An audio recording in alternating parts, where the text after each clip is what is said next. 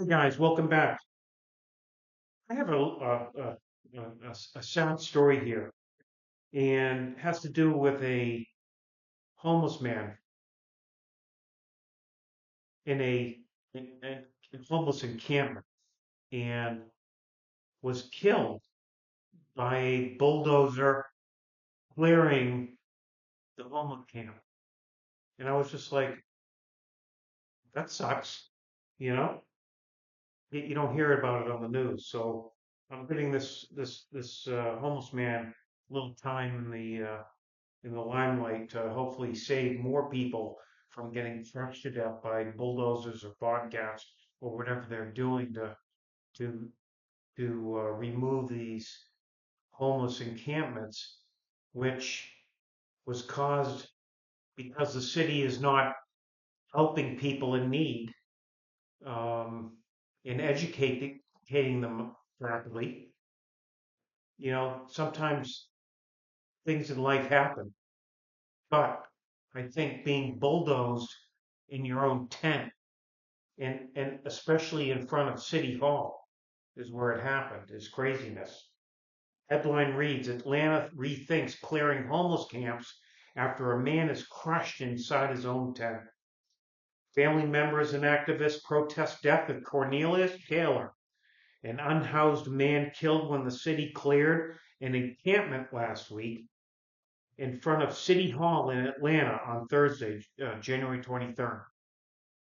Article goes on, Atlanta leaders are reconsidering how they dismantle homeless camps after a man was crushed inside of his own tent as a bulldozer destroyed makeshift homes in preparation of Martin Luther King Jr. Day.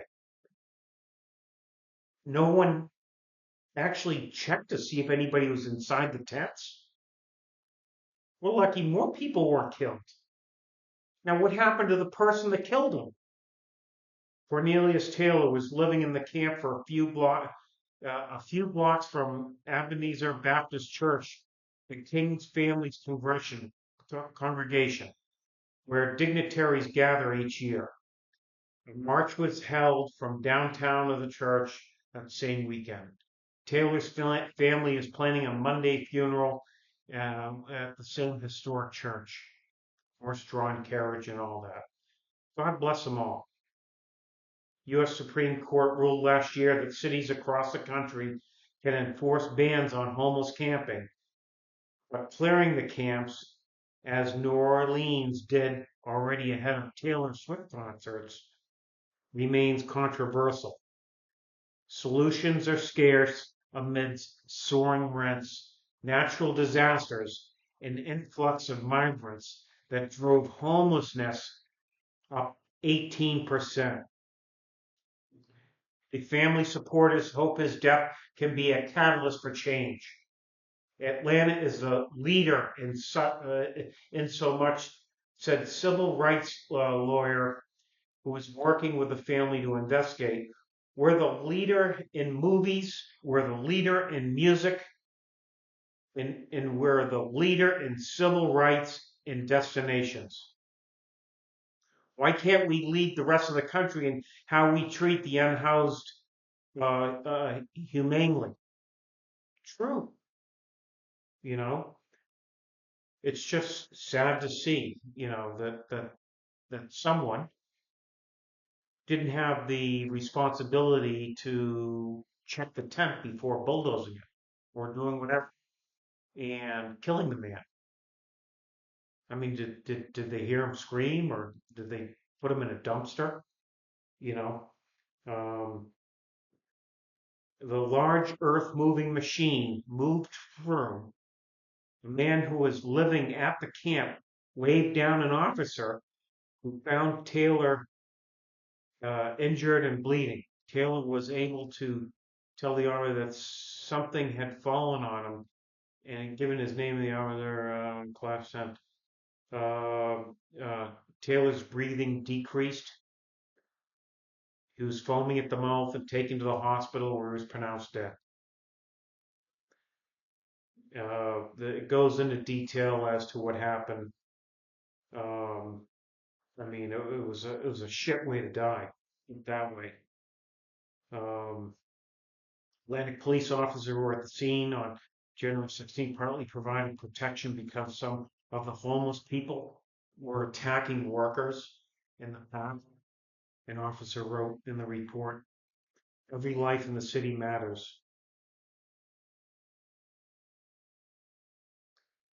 Basically,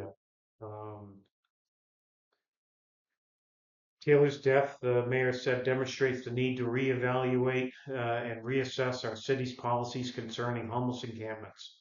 Temporary uh, moratorium, stopping encampment removals until that such thing is passed. Tent camps are one of Atlanta's largest, occupying a block where buildings were raised long ago, spilling out into the old wheat street alongside the interstate highways. Although the area was being cleared in preparation to the King holiday events, as public work, that process began in April. They were trying to connect and work with the people when someone then all of a sudden there was constant. There were some fires involved. There were break-ins involved. Um, there was just trouble going on with the encampments, so they decided they had to do something about it. I don't know how I'm going to go on. His sister said, "Well, God bless you, guy, and hopefully they'll take necessary precautions not to bulldoze homeless people anymore." And let's all pray for them. Thank you, guys.